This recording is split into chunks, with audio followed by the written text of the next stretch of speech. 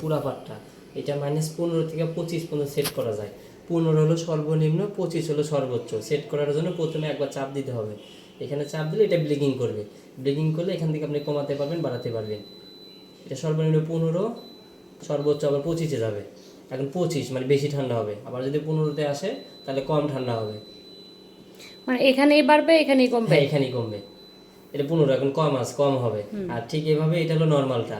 নর্মালটা 1 থেকে 8 পর্যন্ত। 1 দিলে ঠান্ডা বেশি হবে, আর 5, 7, 8 দিলে ঠান্ডা কম হবে। এটা স্ট্যান্ডার্ড 5-এ রাখতে হবে। 1 থেকে 8 পর্যন্ত 5-এ রাখলে ভালো। এটা 17 বা 18-তে রেখে দিতে পারেন।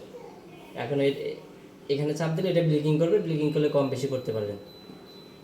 এইটা একই সেমভাবে এখানে চাপ দিলে এখানে ব্লিকিং করতে পারবেন। যদি নর্মালটা বন্ধ করতে চান এখানে 3 সেকেন্ড ধরে রাখতে হবে, পারবেন। তাহলে নর্মালটা বন্ধ হয়ে যাবে, হলিডে মুড চালু হবে। হলিডে মুড থাকলে নর্মালটা বন্ধ, ডিপটা কাজ করবে।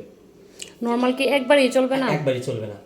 আবার এখানে 3 সেকেন্ড ধরে রাখলে নর্মালটা আবার ওপেন হবে।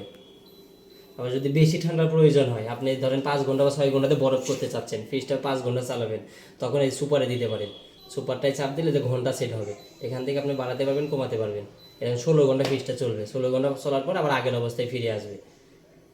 আবার এটা ক্যান্সেল করার জন্য ফ্রিজারে চাপ দিতে পারেন। আবার যখন ঈদ বা কুরমা টুরমানি আসবে তখন এই যে ফ্রিজারে 3 সেকেন্ড ধরে রাখবেন, টার্বোটা দিয়ে রাখবেন। টার্বোটা দিয়ে রাখলে যে মালামাল টালামাল রাখবেন ওইটা বরফ হয়ে তোর আগের অবস্থায় ফিরে আসবে।